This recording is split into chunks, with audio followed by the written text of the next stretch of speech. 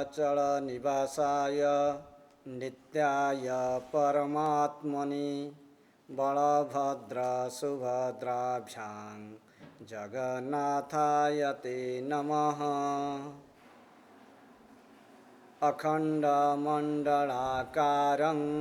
व्याप्तं येन चराचरं तत्पदं दर्शितं येन तस्मै श्रीगुरवे नमः।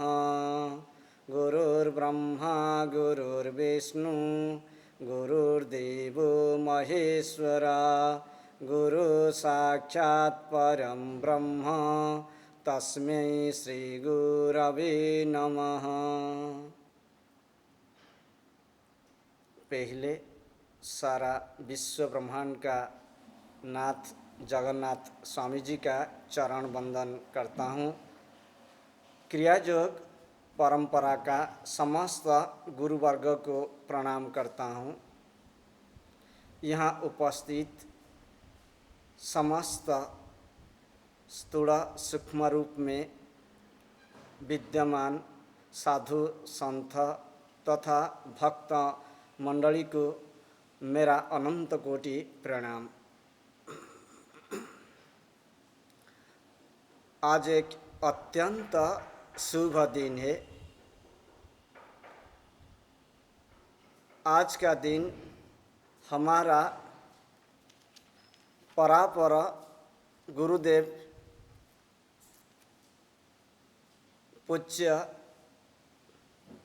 स्वामी श्री युक्तेश्वर जी महाराज का प्राकट्य दिवस है, जन्म तिथि है। हमारा परापर गुरुदेव 1855 में 10 मई को पश्चिम बंग का श्रीरामपुर नगर में गंगा नदी का किनारे में पैदा हुए थे। उनका पिताजी का नाम क्षेत्रनाथ कड़ार है और उनकी माताजी का नाम कादम्बिनी देवी है। उनका पिताजी एक प्रतिष्ठित व्यवसायी थे और उनका माताजी अत्यंत भक्तिमती और धार्मिक थे। एक अत्यंत धनवान परिवार में उनके जन्म हुआ था। एक जमींदार परिवार में बचपन में समस्त प्राचुर्य भरा घर में उनका जन्म हुआ था। लेकिन भगवान का लीला अलग है। उनके बचपन में उनका पिताजी का स्वर्गवास हो गया, पिताजी का निधन हो गया। उनके माताजी कादम्बिनी देवी का ऊपर उनके पूरा लालन पालन का भार उनके ऊपर आ गया। वो उनके पिता माता का एकलौता लड़का थे, बेटा थे। लेकिन बचपन में वो अत्यंत बुद्धिमान थे, मेधावी थे। जब स्कूल में वो जाते थे उनका मन साधारणतः गणित और ज्योतिष शास्त्र का पर ज़्यादा जाता था और वो श्रेणी में हमेशा पढ़ा लिखा में आगे रहते थे। उनके बचपन में उनकी माँ, एक कहानी है जिसको जानने से आपको पता चल जाएगा, उनका मन में थोड़ा भी भय नहीं था। जब बचपन में वो घर में रहते थे, एक दिन उनका माताजी ने उनको एक कहानी सुनाया। उनका माताजी उनको बोले, बेटा देखो, जो पास में एक मकान है, उस मकान का अंदर तुम जाना नहीं है क्योंकि उस मकान का अंदर में एक भूत रहता है। उनको थोड़ा डराने के लिए उनका माताजी बोल दिया, लेकिन वो तो बचपन में निर्भीक थे। इसे को परीक्षा करने के लिए वो क्या किया ना, तुरंत उस मकान का अंदर में घुस गए और भूत कहाँ है ढूंढना शुरुआत कर दिया। और कुछ समय के बाद वो बाहर आ गए और उनका माताजी के पास जा कर के बोले, माताजी मैया, तो उस घर में सारा जगह ढूंढ लिया, लेकिन हमें कहीं पर भी भूत और प्रेत का खबर मिला नहीं और मैं देखा भी नहीं उनका उपस्थित। उनका माँ हंसने लगे और उनको पता चल गया कि हमारा बेटा प्रियनाथ डरने वाला नहीं है, वो निर्भीक है। उनका पिताजी और माताजी उनका नाम रखा था प्रियनाथ कड़ार। प्रियनाथ, नाथ मतलब भगवान है और जो भगवान का प्रिय है वो प्रियनाथ है। खूब अच्छा नाम रखा था, इसलिए उनका माताजी उनको प्रियनाथ नाम से बुलाते थे। नॉर्मली युक्तेश्वर गिरिज का मन में हमेशा साधु संत के लिए बड़ा प्रेम था और उनके मन में हमेशा वो ढूंढते थे कहाँ कोई साधु संत मिल जाएंगे और कोई संत मिल जाएंगे, मैं उनका सेवा करूँगा। लेकिन वो हमेशा छल कपट से दूर रहते थे। यदि कोई छल कपट वाला कहानी वो सुनते थे, वो तुरंत आगे चले जाते थे उसको परीक्षा करने के लिए। एक दिन क्या हुआ ना, एक बड़ा योगी का बारे में सुनने के लिए उनको मिला। उनका शिष्य लोग बोले कि हमारा गुरुजी जब ध्यान करते हैं वो कम से कम क्या है ना, जमीन से 4-5 फीट ऊंचाई तक उड़ जाते हैं। इसको सुनने के बाद प्रियनाथ जी का मन में उत्साह बढ़ गया। वो सोचने लगे कि सचमुच क्या वो ज़मीन से 4-5 फीट ऊपर उड़ जाते हैं। उसको परीक्षा करने के लिए जब वो उनके भक्त शिष्य लोग को पूछे तो उनके भक्त शिष्य लोग और बड़ा चढ़ा करके उनके बारे में बोलने लगे कि हाँ हाँ, हमारा गुरुजी इतना बड़ा सिद्ध है और हमारा गुरुजी जब ध्यान करते हैं बैठने का टाइम में और वो 4-5 फीट ऊपर तक उड़ जाते हैं।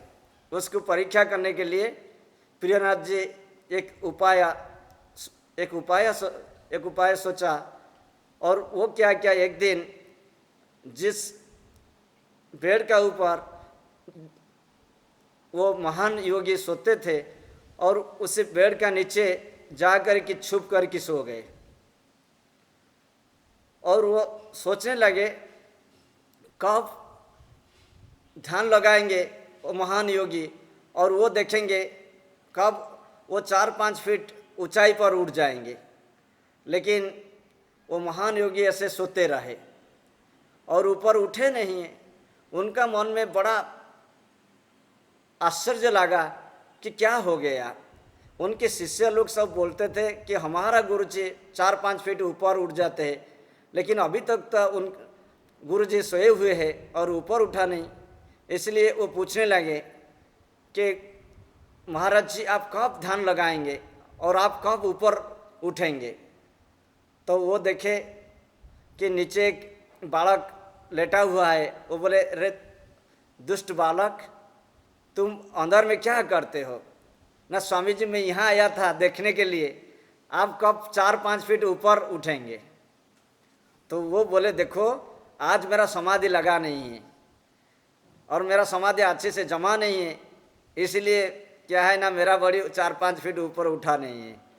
और श्री युक्तेश्वर गिरी जी को बड़ा दुख लगा, और दुख लगने के बाद वो सोचने लगे कि ये सब प्रवंचना, ये सब ऐसे ठगना शिष्य लोग को, भक्त लोग को अच्छा नहीं है। और वो निकल कर के आ गए।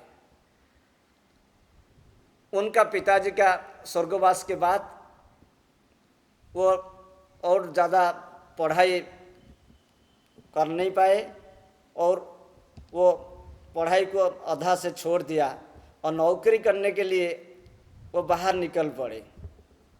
वो जा कर के एक फार्म में अकाउंटेंट का रूप में नौकरी किया, और कुछ दिन नौकरी करने के बाद उनका मन और नौकरी में लगा नहीं है, और वो सोचने लगे कि नौकरी करना मतलब पराधीनता है, स्वाधीन नहीं है। ये पराधीन होकर के रहना में कोई अच्छा नहीं है, उसमें कोई मज़ा नहीं है। इसलिए वो नौकरी छोड़ दिया और स्वाधीन रूप में कोई काम करने के लिए सोचने लगे। उनका पिताजी का बहुत ज़मीन था और संपत्ति था, वो घर लौट कर के आ गए और ज़मीन बाड़ी में काम करने लगे, और उससे जो मिलता था उसी से उनका घर परिवार चल जाता था। उसके बाद उनका माताजी ने कम उम्र में उनका शादी कर दिया।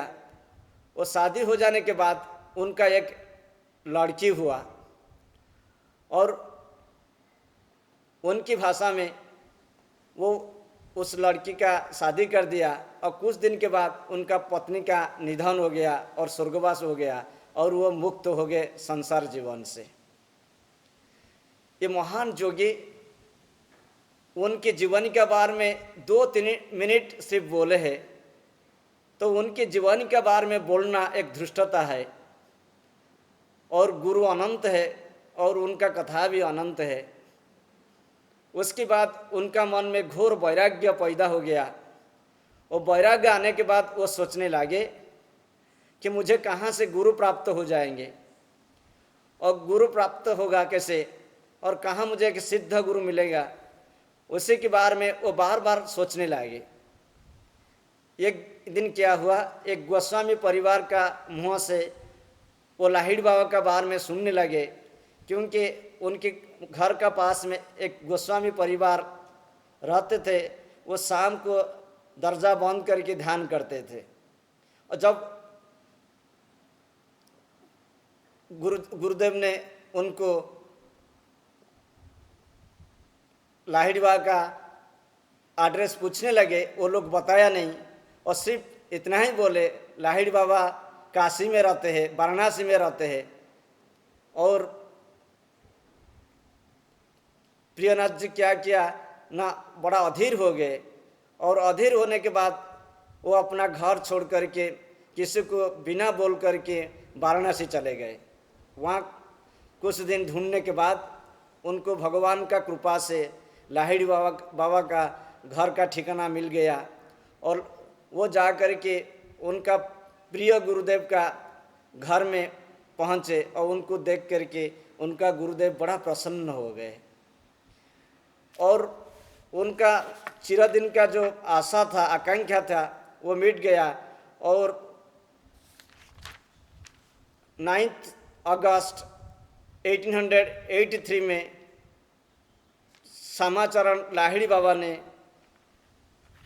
युक्तेश्वर बाबा को क्रियायोग परंपरा में दीक्षित किया, और वो उनके शिष्य बन गए। वो अत्यंत मेधावी शिष्य थे, और उनके पास कुछ दिन रह करके क्रियायोग का समस्त कौशल शिक्षा किया, और अत्यंत प्रेम के साथ वो क्रियायोग को अभ्यास किया।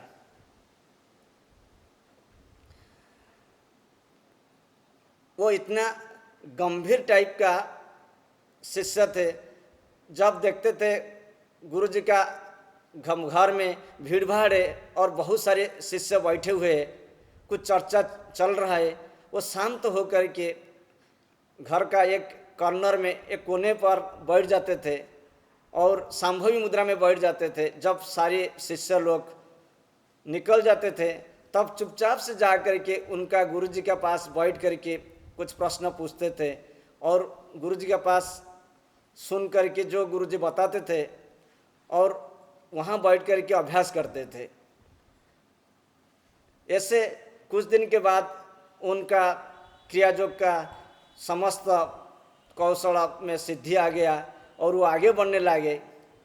और एक दिन में क्या हुआ ना, उनका बाबा जी महाराज का साथ भेंट हुआ और वो उनके पिताजी का मकान को आश्रम बना दिया श्री रामपुर में। उस आश्रम का नाम रखा प्रियनाथ धाम। हर दिन सुबह शाम उसी मकान में बैठ कर के वो ध्यान में डूब जाते थे और सुबह सुबह जा कर के वो क्या ना गंगा किनारे में घूम फिर कर के आते थे। कुंभ मेला का समय आया, उनका मन में इच्छा जागृत हुआ मैं कैसे कुंभ में जाऊंगा। और वो क्या है ना इलाहाबाद का कुंभ मेला देखने के लिए वो निकल पड़े। और जब वो कुंभ में पहुंच जा कर के और वो सुने थे उनका श्री गुरु जी का मुँह से, लाहिड़ी बाबा का मुँह से कि बाबा जी महाराज कुंभ में आते हैं। वो सारा जगह ढूंढने लगे और बाबा जी महाराज को। और एक जगह पर एक संत ने उनको बुलाया, स्वामी जी इधर आओ। वो स्वामी जी नाम सुन कर के वो थोड़ा स्तब्ध हो गए और बोलने लगे, देखो मैं तो सन्यासी नहीं हूँ और आप मुझे स्वामी जी बोल रही है। वो महात्मा उनको बोले, देखो भगवान का इच्छा से मेरे मुँह से जो बात निकल गया है और आप एक दिन स्वामी जी बनेंगे, ये निश्चय है। उसके बाद जब उनके पास में वो बैठ करके कुछ क्षण सत्संग किया और उनको पता चला वो उनके परम गुरु बाबा जी महाराज है।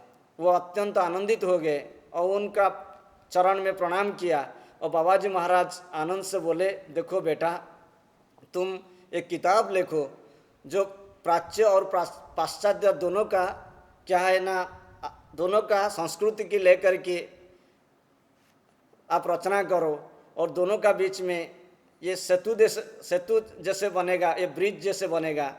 और वो बोले कि देखो मेरे पास तो इतना ज्ञान नहीं है।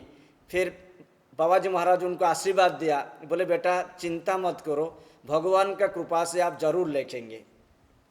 और वो अपना घर वापसी आ गए और वापसी आने के बाद और वो किताब लिखना चालू किया और जिसका नाम है होली साइंस है। और होली साइंस नाम का वो एक किताब लिखा, कैवल्य दर्शन है उस किताब का नाम है। और उसी जब बाबा जी महाराज का साथ उनके भेंट हुआ था उसी टाइम में बाबा जी महाराज बोले थे, बेटा जब किताब कंप्लीट हो जाएगा मैं आपको जरूर दर्शन दूंगा। किताब उनके कंप्लीट हो गया, पूर्ण हो गया। और सुबह सुबह क्या है ना, गंगा नदी का किनार में वो घूमते थे। पीछे मुड़ कर के देखा एक बरगद का नीचे एक सन्यासी का साथ 4-5 शिष्य लोग बैठे हुए हैं और उनको देख कर के वो बड़ा प्रसन्न हो गए क्योंकि वो जो महात्मा थे वो स्वयं बाबा जी महाराज थे। वो दौड़ करके उनके पास आ गए और अत्यंत प्रसन्नता के साथ बोले, गुरुदेव आप इधर है, आप कृपा करके मेरा घर चलिए क्योंकि मेरा मकान यहाँ से थोड़ी सी दूर है। बाबा जी महाराज बोले, देखो बेटा हम लोग सन्यासी है और सन्यासी हम पेड़ के नीचे रहना हमारा काम है, हम किसी का घर में जाते नहीं और हमको इतना अच्छा नहीं लगता है। देखो और हम यहाँ प्रसन्न है और हम तुमको वचन दिया था कि तुम्हारा जब किताब कंप्लीट हो जाएगा और तुमको दर्शन देने के लिए, इसलिए मैंने मेरा बात रक्षा करने के लिए आपका पास आकर के आपको दर्शन दिया। वो बोले, गुरुदेव आप थोड़ा रुकिए, मैं हमारा घर से कुछ मिठाई लाता हूँ। वो इतने प्रसन्न हो गए, इतना खुश हो गए, इतना चंचल हो गए और दौड़ करके चले गए और घर से कुछ मिठाई लाने के लिए एक थाली भर करके मिठाई लाया। और उस पेड़ के पास पहुंचा तो देखे बाबा जी महाराज उनका शिष्य वर्ग का साथ नहीं है और बड़ा दुखित हो गए। और दुखित होकर के जो मिठाई था उस मिठाई को वो गंगा नदी में फेंक दिया। बड़ा दुख से वो रोते रोते घर में लौट गए और उनका मन में अभिमान आ गया और वो सोचे जब हमारा साथ फिर बाबा जी महाराज का दर्शन होगा, भेंट होगा, फिर मैं उनके साथ बात नहीं करूँगा, क्योंकि वो क्यों चले गए। एक दिन क्या हुआ ना, फिर वो उनके गुरु लाहिड़ी बाबा को दर्शन करने के लिए बनारस गए और लाहिड़ी बाबा उनको बोले, देखो प्रियनाथ जी, पास में जो द्वार का बंद है बाबा जी महाराज खड़े हैं, तुम्हारा दर्शन हुआ ना? नहीं। वो बोले मेरा तो दर्शन नहीं हुआ। फिर जब वो उनको स्पर्श किया तो बाबा जी महाराज खड़े, उनको दर्शन हुआ और वो प्रसन्न हो गए, लेकिन प्रणाम किया नहीं। और लाहिड़ी बाबा आश्चर्य हो गए। बाबा जी महाराज बोले, देखो प्रियनाथ, तुम्हारा इतना अभिमान है और इतना गुस्सा है, तुम सारे मिठाई को पानी में फेंक दिया, जल में फेंक दिया। और बोले गुरुदेव, मैं आपको बोला था थोड़ा टाइम रुको, लेकिन आप रुके नहीं। वो बोले मैं रुका था, लेकिन तुम इतना अस्थिर हो गए, इतना चंचल हो गए। तुम्हारा अस्थिर और चंचल का वाइब्रेशन में मैं क्या हूँ, मेरा क्या हुआ ना, शरीर आकाश में मिल गया। इसलिए तुम्हारा चंचल होने के कारण से मैं आकाश में मिल गया। देखो तो हम लोग कितनी चंचल है। जुक्तेश्वर गिरी जी जैसे साधक थोड़ा सा चंचल होने के बाद बाबा जी महाराज क्या हुआ ना, शरीर आकाश में मिल गया। और हम लोग रोज सोचते हैं कि हम कैसे बाबा जी महाराज दर्शन देंगे, कि हम लोग जब योग्य बनेंगे तब जरूर हमारा गुरुदेव बाबा जी महाराज हम लोग को दर्शन देंगे। उसके बाद बाबा जी महाराज उनको आशीर्वाद दिया और वो अत्यंत प्रेम दिया और वो आनंद में मग्न हो गए। और जुक्तेश्वर गिरी जी क्या है ना, घर में श्री रामपुर आ गए और उनका मन हुआ कि पुरी जाऊंगा, और वो जगन्नाथ धाम पुरी आ गए। पुरी में आकर के विदुर मठ में रुकने लगे और विदुर मठ के पास एक छोटा सा कुर्मा आकार का ज़मीन था। उसको देख कर के उनका मन में ये भाव आया, ये ज़मीन जो है, ये ज़मीन में यदि एक आश्रम बनेगा बहुत बड़ा अच्छा होगा। फिर उस ज़मीन को क्या है म्यूनसिपाल्टी से वो ले कर के लीज में ले कर के वहाँ एक आश्रम बनाया और उसका नाम बना कड़ार आश्रम दिया।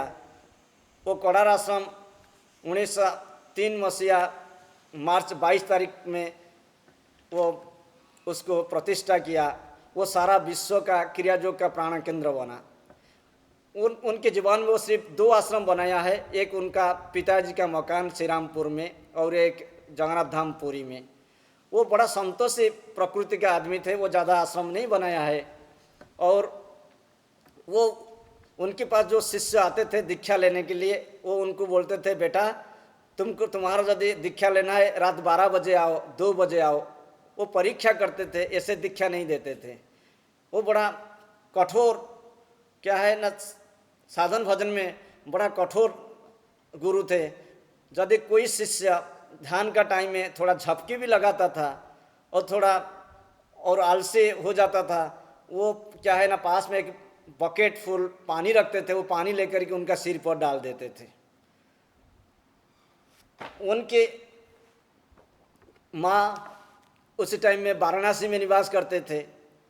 वो बड़ा डिटैच टाइप का बड़ा वैरागी संत थे और उनके पास उनका माताजी को रखते नहीं थे और वो हमेशा पुरी में रह करके साधन भजन में डूब जाते थे। ऐसे उनका शिष्य लोग बोलते हैं साल में एक बार वो स्नान करते थे। उनका बहुत विश्व प्रसिद्ध सन्यासी शिष्य बने। उनमें से परमहंस योगानंद जी, स्वामी सत्यानंद जी, परमहंस हरिहरानंद जी, स्वामी नारायण गिरी जी, ऐसे बहुत सारे उनका प्रसिद्ध शिष्य लोग बने। वो जब आश्रम में रहते थे श्री रामपुर आश्रम में, और उनके पास जब उनके विश्व प्रसिद्ध शिष्य परमहंस योगानंद जी रहते थे, वो बोलते थे, बेटा आप आश्रम में आए हो, ध्यान करो। ध्यान नहीं करेंगे तो क्यों आप आश्रम में आए हो? तो थोड़ा यदि वो किसी को ध्यान करने में लापरवाही देखते थे, वो खूब गाली देते थे। यदि गाली देने का टाइम में कोई शिष्य उनको कुछ अपोज करता था और प्रतिवाद करता था, वो चुप हो जाते थे। वो अपने को इतना बड़ा संत थे, बिना अपमान से अपमान महसूस करते नहीं थे और चुपचाप सह जाते थे। और उनका माताजी के लिए उनका मन में बड़ा प्रेम था। वो सोचते थे यदि वो सन्यासी थे और वो सन्यासी होने के बाद वो सन्यासी का जो रूढ़िवादी है, कठोरता से ऊपर चले गए थे।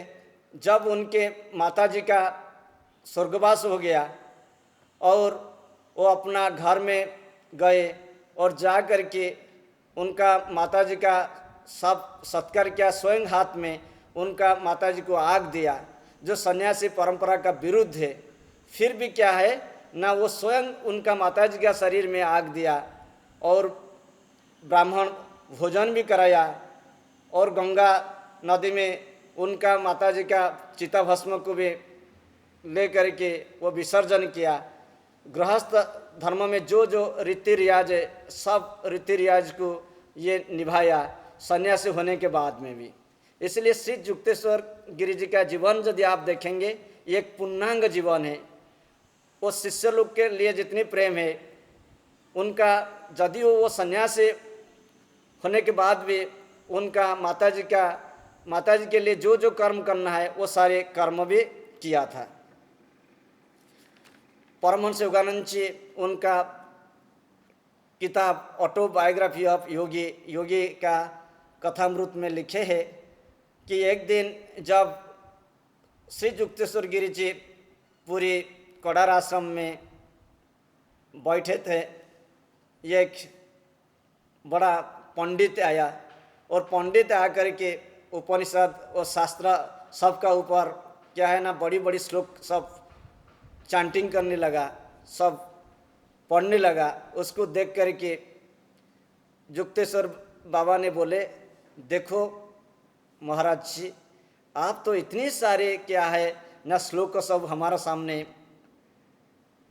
आप इतने सारे श्लोक जो हमारा सामने अभी आवृत्ति किया, उससे आपको लाभ क्या मिला है, क्या अनुभूति आपका अंदर में है।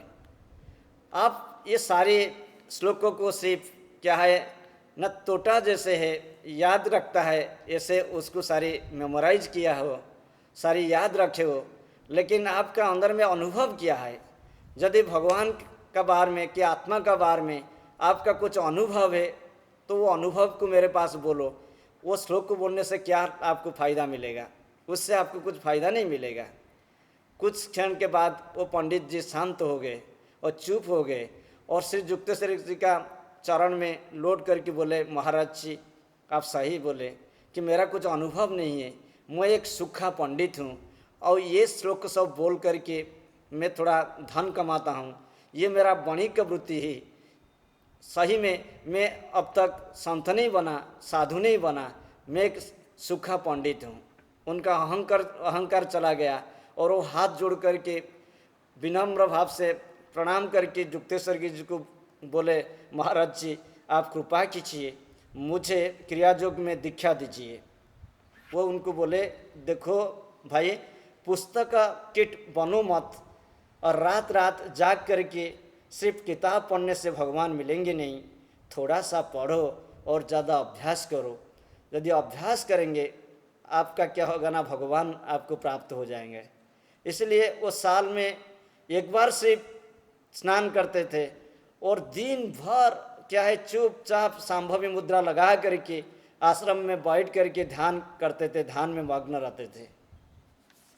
आप लोग को सब पता है, हमारा पूज्य गुरुदेव परमहंस हरिहरानंद बाबा ने जब उनके पास पूरी आश्रम में पहुँचे, सब लोग बोले, देखो गुरुजी बड़ा कठोर है, लेकिन वो आपको दर्शन देंगे कि नहीं देंगे हमको पता नहीं है।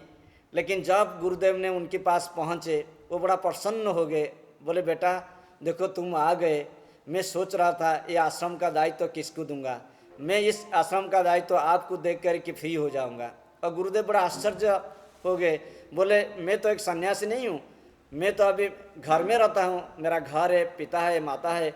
वो उनको बोलने लगे देखो बेटा, तुमको पता नहीं है, मैं तुम्हारा भविष्य जानता हूँ, भविष्य में तुम एक सन्यासी बनेंगे और देश विदेश में तुम्हारा यश फैलेगा और तुम आत्मज्ञान को प्राप्त करेंगे। और इस आश्रम का क्या है ना, तुम साधु मंडली का सभापति बनेंगे और इस आश्रम को तुम संभालेंगे और क्रियाजों को सारा विश्व में प्रचार प्रसार करेंगे।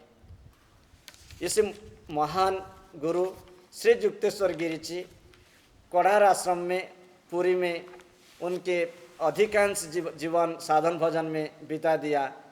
और वो 1936 9 मार्च सोमवार 5 बजे उनके शरीर को छोड़कर ब्रह्मलीन हो गए हैं। जब उनका शरीर छोड़ने का टाइम आया, उनके पास नारायण गिरी जी नाम के एक सन्यासी थे। वो बोले नारायण नारायण तुम एक काम कीजिए, तुम जल्दी आओ, एक गिलास पानी जल लेकर के। जब वो एक गिलास जल लेकर के उनके पास पहुँचे, उनके हाथ से वो गिलास नीचे गिर गया और गिलास टूट गया। और टूट जाने के बाद वो बोले देखो नारायण, आज के बाद तुम्हारा और मेरा अंदर में जो बंधन था वो टूट गया, तुम दुखी नहीं होना और मैं कुछ टाइम के बाद मेरा शरीर छोड़ दूंगा। और शाम को नारायण गिरी का गोद में वो सिर रख कर के वो महान गुरु उनके क्या है ना शरीर छोड़ दिया और ब्रह्म में लीन हो गए। इस महान गुरु बहुत सारे किताब लिखे हैं और उनका सिर्फ हिंदू धर्म का ऊपर ज्ञान नहीं था, उनका हिंदू और क्रिश्चियन और मुस्लिम सभी धर्म का ऊपर ज्ञान था। और वो सन्यासी लोग के लिए हमेशा बोलते थे जो सन्यास जीवन को सेवक जीवन जैसा ग्रहण करना है। और सन्यास जीवन मौज मस्ती के लिए नहीं है, वो सारा विश्व के लिए जीवन को दे देना है, लगा देना है। और आध्यात्मिक साधन को अवज्ञा करके केवल कर्मों में डूब जाना ठीक नहीं है। वो सन्यासी लोग को बोलते थे कि देखो भाई, तुम सन्यासी बने हो साधन भजन करने के लिए, और साधन भजन छोड़ करके सिर्फ कर्मों में डूबना ठीक नहीं है। सेवा करना चित्त शुद्धि के लिए, लेकिन कर्मों में संपूर्ण रूप में डूब जाना ठीक नहीं है। संसार का समस्त कर्म सेकेंडरी है और सच्चिदानंद ब्रह्म का लाभ करना ही प्राइमरी है। ऐसे वो हमेशा उपदेश देते थे कि ध्यान करो ध्यान करो ध्यान करो और समय को वृथा नष्ट मत करो, हर श्वास में परमात्मा को सहस्रार में लाभ करो। आज उनके जन्मतिथि है, जन्म उत्सव है। ऐसे तो महात्मा लोग कभी जन्म नहीं होते हैं कि कभी शरीर नहीं छोड़ते हैं, वो तो हमेशा अमर है। फिर आज भगवान का कृपा से, उनकी कृपा से उनकी बार में हम लोग थोड़ा सत्संग किया। आज समय हो गया है, हम लोग भगवान को प्रार्थना करेंगे समग्र विश्व में शांति के लिए। आप मेरे साथ अभी शांति मंत्र पाठ कीजिए। सर्वे भवन्तु सुखिनः, सर्वे सन्तु निरामयाः, सर्वे भद्राणि पश्यन्तु, मा कश्चित् दुःखभाग् भवेत्। ओम शांति शांति शांति। धन्यवाद।